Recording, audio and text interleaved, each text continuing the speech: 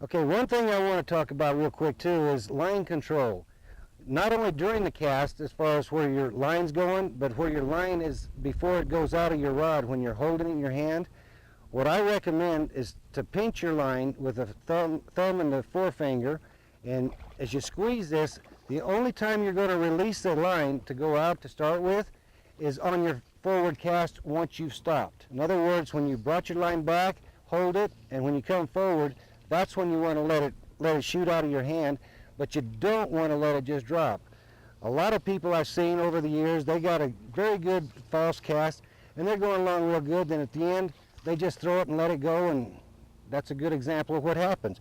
You lose total line control, and you know it's going to take you a while to untangle all this line, and if you've got a fish on in the meantime, I think that's when they've got to look out, the fish do, and they say, hey, he's messed up, then go ahead and bite, and chances are you're going to break your line, you're going to lose it, lose the fish, the flies, everything else. So the key is, only time is when you're on your forward cast. You're going to let the line go only on the forward, but make a loop out of your finger and thumb. Hold it tight and let it go. What you're doing is actually making another guide. Instead of the one on your rod, you're making it in your hand, and you've got control of it. And once you make that cast and finish your casting, what I recommend you do, whether your line's over here, up here, whatever, is to reach over, take the line in this hand and load on this one finger over here for line control.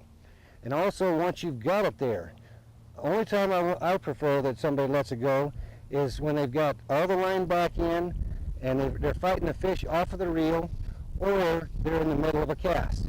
That's the only time I recommend it, because otherwise you've lost control. And if you're sitting here with a fish fishing like this and a fish hits, it's what I see people do a lot. It's called, which I call, eating the fly line. If I hit a fish and my hands are here, in order to get control of it again, they start putting it in their mouth and stripping it in that way. And that to me is not the best way. If you would, throw, reach over, low it here, and only strip from behind your hand, and the hand is holding the line.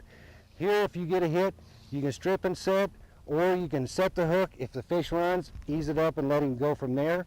But you have control if you'll keep it on that finger.